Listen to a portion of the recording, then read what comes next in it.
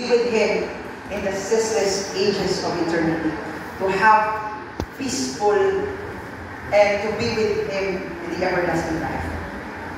And you know, if you are struggling right now, suffering right now, may mga problema kita sa life ka, always remember that the reason why Jesus died on the cross is for us to have a better future. So meaning, He died for us para ganun sa atin ng Jacob, to be with Him someday. And yes, in this world, there will be a lot of sufferings, friends. But, you know, it's difficult to live a life na wala Ginoo, especially during the times of sufferings. I would rather experience Jesus Christ in those times of sufferings sa akong life kumpara sa wala sa akong kabuhi. So, if everything is blurred sa imong kabuhi, always remember to look at the cross because He died for us to have a better future. And so, sometimes, this is the problem. We don't really know God. Okay, we don't really know God because we don't trust in Him. Okay? Wala tagasalig siya. Gasalig kita wala sa Ginoo fully or hapaw-hapaw lang. Diba? You need to ask yourself about that question. You need to ponder for that question, friends, because it's very important. How can we trust someone we didn't know? Me and my wife, kami sa Thailand, before kami mag-ulit, ara kami sa airport. Grabe ang process sa mga kinanglan namon para damo amon bagahe dala, tapos kulang amon malita, kasi mag-ulit kami. So, grabe ang pare-pare. And then, gusto na naman mag-toilet doon. So, the problem is, wala kami kabalo kasi ito na ako nilibili ng bagahe. Kailangan naman sa, wow, downtown. Hindi ka mo kilala. So, sometimes, this is also the same sa ating spiritual life. Paano ka pala itugyan ang isa kabutang sa tao na hindi mo kilala? Diba? Diba hindi? Hindi ka pag-itugyan ang mga gamit na ang mga importante na arat kang mabuhi, arat ang future, arat kang mga gamit. Paano ka na isali sa tao kasi nakakatang mga si Ardaganay? The same na sa Ginoo, friends, na kung hindi ka sa kilala, hindi ka masali sila ang naman. Pero kung kilala mo ang mga tao, pwede mo i-feeling sila, pwede mo isali sila. And so, the question is, how can we build a relationship para makilala ng Ginoo? Paano? Friends, only by prayer and reading the Bible.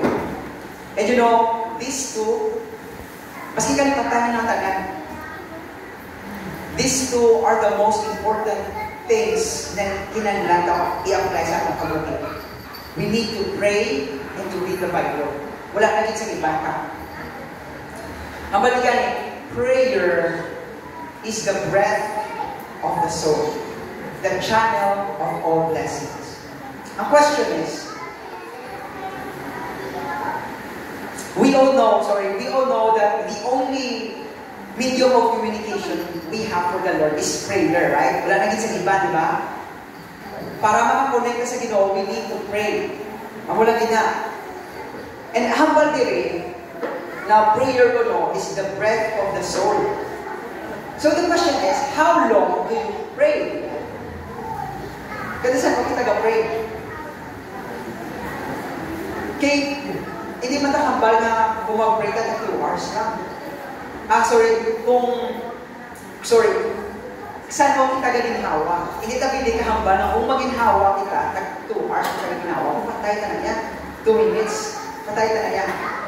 The same is true sa prayer life. When you pray, it's constant na prayer.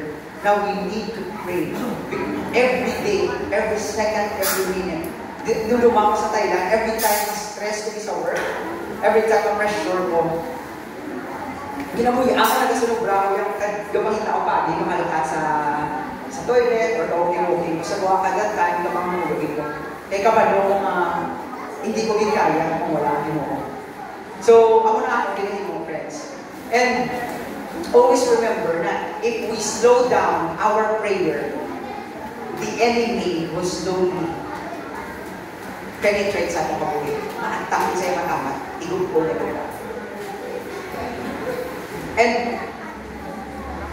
once you know who you trust, kabalo ka na, kag may salin ka na siya, you have to surrender. I-surrender mo niya. Diba? First na sa gamit, naging kanina. Once na nagamit, kung kilala mo ng tao, bilin, surrender mo na siya. Salin mo siya. So, let me ask you, how do you surrender? Ikaw man mo surrender, kaman ka mo surrender. Okay, during the war, since war man na introduction din ako, when we surrender, when people, especially those Filipino people, when they surrender to the enemy, they usually kneel down, right? Ganun sila, tapos gaalasa sila sa ilang mga kamot. But the thing is, dakbo na sila, prisoners ng mga Japanese. Grabe, galing ang brutal ang Japanese. Baski nag-surrender ka ng friends, so nag-Japan nila. So, galing nila. Torture ka pa sa prisuhan.